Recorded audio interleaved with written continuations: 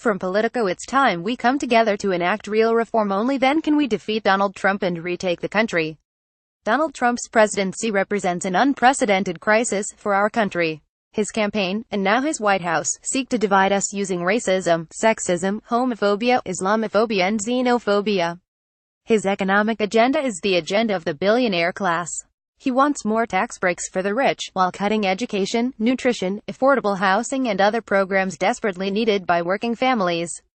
And his refusal to acknowledge the great danger of climate change is a threat to the entire planet. There is nothing more important than defeating Donald Trump and his extreme right-wing agenda. But this will not happen without an effective opposition party.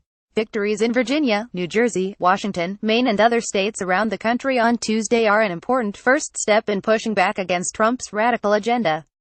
It was especially gratifying to see thousands of working people and young people jump into the political process, volunteering, knocking on doors and winning elections to state legislatures, city councils and school boards. But the longer-term trend for the Democratic Party is worrisome. Since 2009, it has lost more than 1,000 seats in state legislatures across the country. Republicans now control the White House and 34, soon to be 33 out of 50 governorships, as well as the U.S. House of Representatives and the U.S. Senate. In 26 states, Republicans control the governor's mansion along with the entirety of the state legislature. This is not just in so-called deep red states. It is true in Wisconsin, Michigan, Ohio, Florida and New Hampshire, all of which will be critical to defeating Trump in 2020, and in drawing congressional districts following that year's census. What is especially absurd about this situation is that the American people strongly oppose almost all elements of the Trump Republican agenda.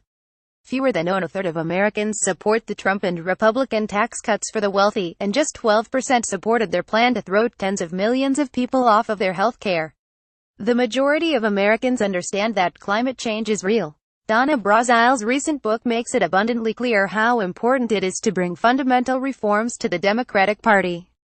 The party cannot remain an institution largely dominated by the wealthy and inside the Beltway consultants. It must open its doors and welcome into its ranks millions of working people and young people who desperately want to be involved in determining the future of our nation. Last year, Secretary Hillary Clinton and I agreed upon the need for a Unity Reform Commission to move the party in a new and more democratic direction. In a few weeks, this group will have its final meeting in Washington, D.C., and will decide if we are going to move forward in an inclusive way or continue with the current failed approach.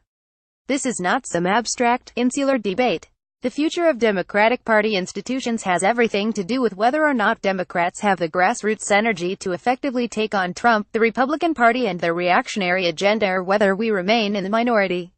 What are some of the reforms that are desperately needed? First, it is absurd that the Democratic Party now gives over 700 superdelegates, almost a third the number a presidential candidate needs to win the nomination, the power to control the nominating process and ignore the will of voters.